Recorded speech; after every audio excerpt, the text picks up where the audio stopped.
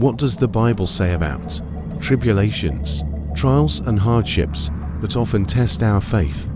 The Bible, our guide through life's journey, speaks extensively about these challenges, offering wisdom, comfort, and the path towards strength and resilience. Let us delve into its pages together, exploring verses that shed light on the nature of tribulations and how we are to face them with faith and hope. Tribulations as a part of life. John 16-33. In this world you will have tribulation, but take heart, I have overcome the world. Jesus himself acknowledged that tribulations are a part of life in this world, but he offers comfort and hope by reminding us that he has overcome the world and its challenges. 2 Corinthians 4:8-9. We are afflicted in every way, but not crushed, perplexed, but not driven to despair, persecuted, but not forsaken, struck down, but not destroyed. Paul, a man who faced many trials, reminds us that tribulations, while difficult, are not meant to break us, but to refine us and draw us closer to God. The purpose of tribulations, James 1:2-4, consider it pure joy, my brothers and sisters, whenever you face trials of many kinds, because you know that the testing of your faith develops perseverance. Perseverance must finish its work, so that you may be mature and complete, not lacking anything. James reminds us that tribulations, though painful, can refine our character, deepen our faith, and lead us to maturity. Romans 5:3-5. Not only so, but we also rejoice in our sufferings, because we know that suffering produces perseverance, perseverance character, and character hope, and hope does not disappoint us, because God has poured out his love into our hearts by the Holy Spirit, whom he has given us.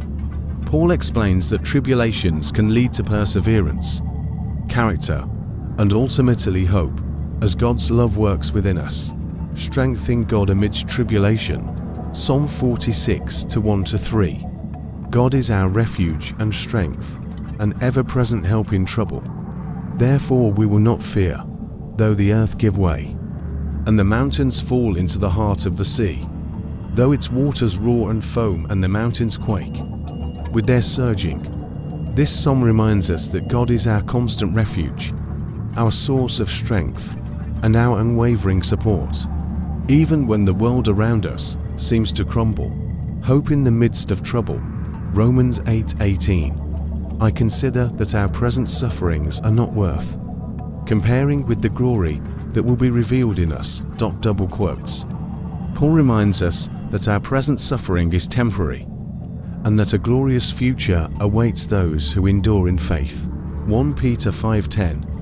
And the God of all grace, who called you to his eternal glory in Christ, after you have suffered a little while, will himself restore you and make you strong, firm and steadfast. Peter assures us that God will restore and strengthen us after we have endured hardship, ultimately bringing us to a place of firmness and steadfastness.